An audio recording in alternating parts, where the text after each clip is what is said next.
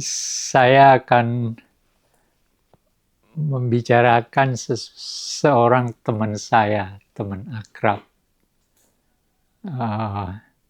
yaitu seorang ilmuwan sekaligus seorang wartawan. Jadi ya intelektual lah, yaitu Profesor Dr. Salim Said. Profesornya diberikan oleh Universitas Muhammadiyah di Malang kalau nggak salah. Ya memang ilmunya juga cukup luas. Sekolahnya di Amerika, penelitiannya macam-macam, tapi terutama yang berkaitan dengan tentara. Tapi sebenarnya latar belakangnya dia adalah seorang tanda kutip seniman. Karena ketika dia masih muda di Parepare, jadi satu kampung dengan saya di Parepare di Sulawesi Selatan, beliau ini lahir tahun 43 sama dengan saya. Bulannya yang beda, kalau tidak salah beliau lahir November. Jadi saya lebih tua sekitar 2 bulan dari dia. Nah, tapi teman akrabnya ketika di Parepare itu Andi Makmur Makkah, atau Makmur Makkah yang orang dekatnya Presiden Habibie. Satu pengajian malah. Nah, dan satu organisasi yang dibentuk anak-anak muda di Parepare yang namanya Orsenim, Organisasi Seniman Muda. Gitu. Jadi kegiatan kebudayaan khusus kesenian itu sudah dimulai oleh dia ketika masih sangat muda, mungkin ketika itu masih SMP ya, waktu itu. Nah, tetapi kan sampai tahun 60-an, dari tahun 50-an sampai 60-an, situasi negeri kita kan masih kacau. Di Sulawesi Selatan ada pemberontakan. Paling tidak ada 2 yang besar, yaitu yang dipimpin oleh Kahar Muzakkar, namanya Darul Islam, yang dipimpin oleh Usman Balo, yang bernama Tentara Kedaulatan Rakyat, TKR.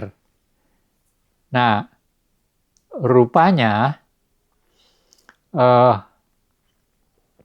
mungkin karena keluarganya, entah karena apa itu, mungkin sering mendapatkan semacam intimidasi.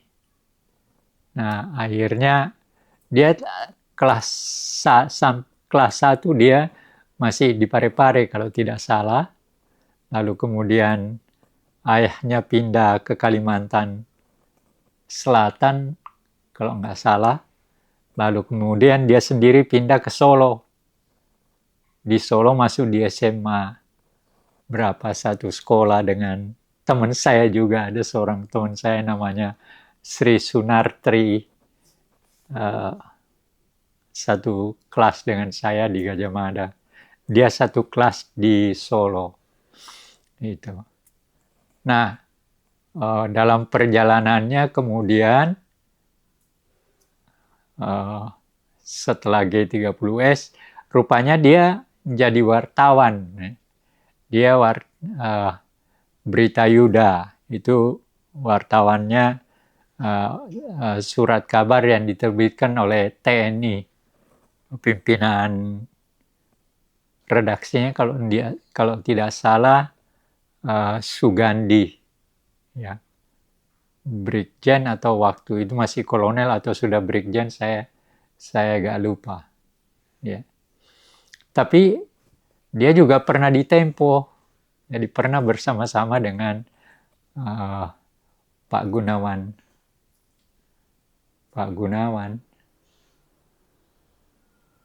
Gunawan Muhammad gitu.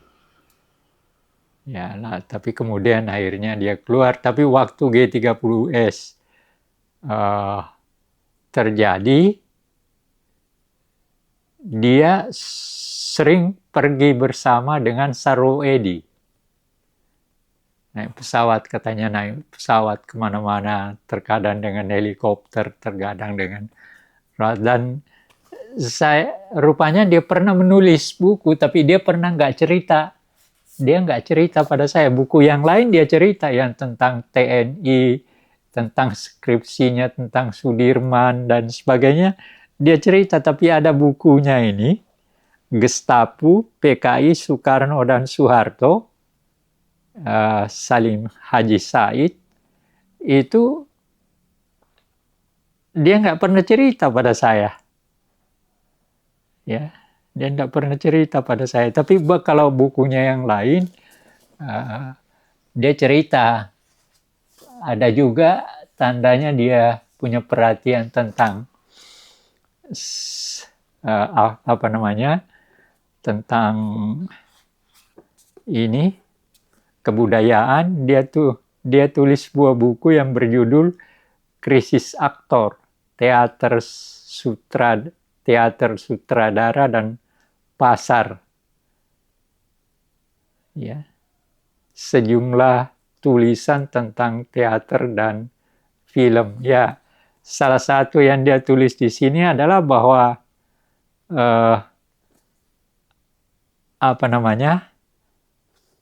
sebuah perkumpulan teater itu dibangun oleh seseorang, tapi kalau orangnya sudah meninggal, maka organisasi teater itu juga hilang. Ya, dia ambil contoh di sini kalau tidak salah, itu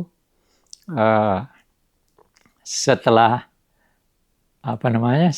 Rendra meninggal, ya maka teater yang dibangun oleh Rendra juga hilang atau nggak ada kegiatan lagi. Nah, jadi sebenarnya dalam menulis itu ada semacam keprihatinannya dia juga, bahwa sebuah organisasi kebudayaan, kesenian, atau teater dibangun oleh seseorang, tapi ketika yang membangun itu sudah tidak ada, maka organisasi teater itu juga boleh dikatakan hilang gitu. Itu keprihatinan dia.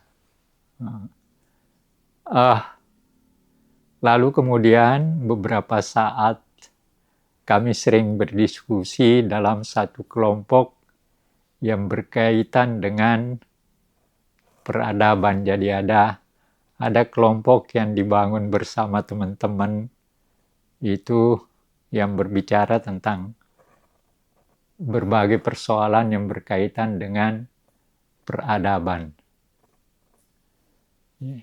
Saya beberapa kali diajak, ya, ada banyak orang yang ini, ada mantan menteri, ada Profesor Jimli As-Siddiq, ada Rektor Universitas Paramadina, dan sebagainya. Yang kita bicarakan itu macam-macam.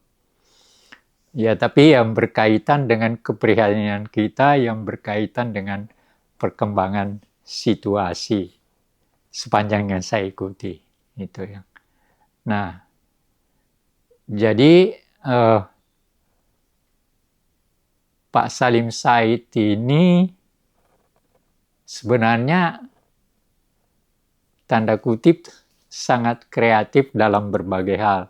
Dia juga pernah menjadi pejabat di Dewan Kesenian di Jakarta ini nih, itu. Ya, segala macam. Jadi ya dia boleh dikatakan bergiat dalam berbagai kegiatan, kegiatan kewartawanan, wartawan iya, kebudayaan, kesenian iya, politik, bicara politik tentang tentara dan sebagainya iya, memang itu keahliannya sebagai ilmuwan dan sebagainya. Jadi itu yang saya ingat ya, bersama dengan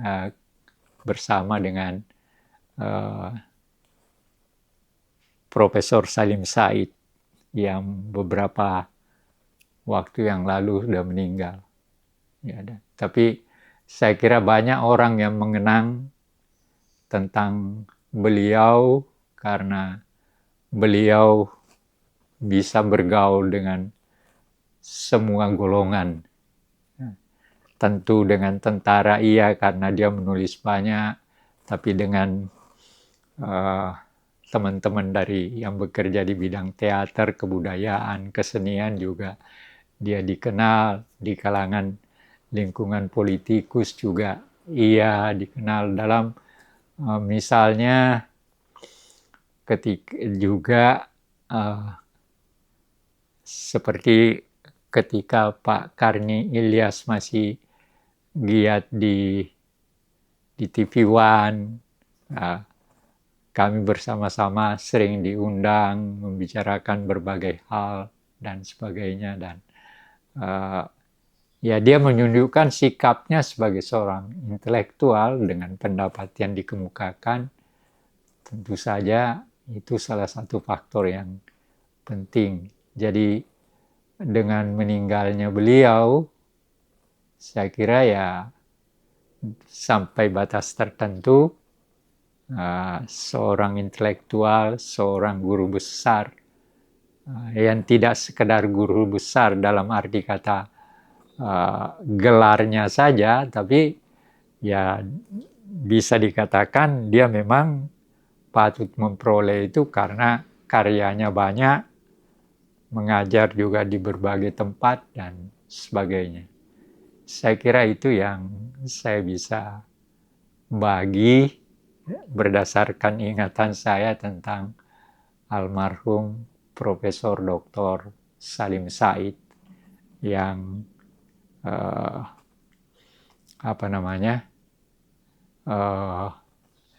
teman dari Parepare ya, tapi saya ketika masih di Parepare kenal iya tapi saya tidak kawan akrabnya sejak di Parepare ketika masih mereka sama-sama SD itu Andi Makmur Makkah, adik dari yang orang dekatnya Pak Habibie dan adik dari mantan Gubernur Sulawesi Selatan Andi Odang. Itu teman akrab. Jadi keluarga Pak Salim Said, Profesor Salim Said dengan Andi Makmur Makkah itu dekat. Wah, kita sering kalau berdiskusi, ya hanya sering berbeda, tapi dalam berbagai hal, ya yang tampil ada keprihatinan kita melihat situasi yang berkembang. Ambil misalnya tentang gerakan mahasiswa sekarang dan sebagainya, ada semacam keprihatinan. Juga waktu itu pemerintahan Pak Joko Widodo ada keprihatinan tertentu, tapi juga sangat prihatin melihat perkembangan birokrasi pemerintahan kita. Itu kesan yang saya peroleh dalam setiap pembicaraan yang berkaitan dengan kenyataan yang sedang terjadi di negeri kita. Itu yang kesan saya. Jadi dan berkawan dia sangat suka, artinya terbuka, orangnya terbuka. Sepanjang yang saya alami Ya, artinya tidak ada, ya tanda kutip tidak ada yang disembunyikan, mau ngomong ya ngomong aja gitu. Itu. Ya, saya tidak tahu kalau kenalan yang lain ya, tapi dengan saya ya seperti itu. Dan saya kira memang dengan kepergiannya ya ada yang hilang, dalam arti kata uh, keahliannya di bidang tentara, di bidang kebudayaan dan kesenian, sebagai wartawan dan sebagainya. Dan sebagai intelektual yang masih bergiat bersama kawan-kawan, ya memang kepergian beliau sebuah tanda kutip kehilangan. Ya tapi setiap orang kan pada saatnya akan pergi juga.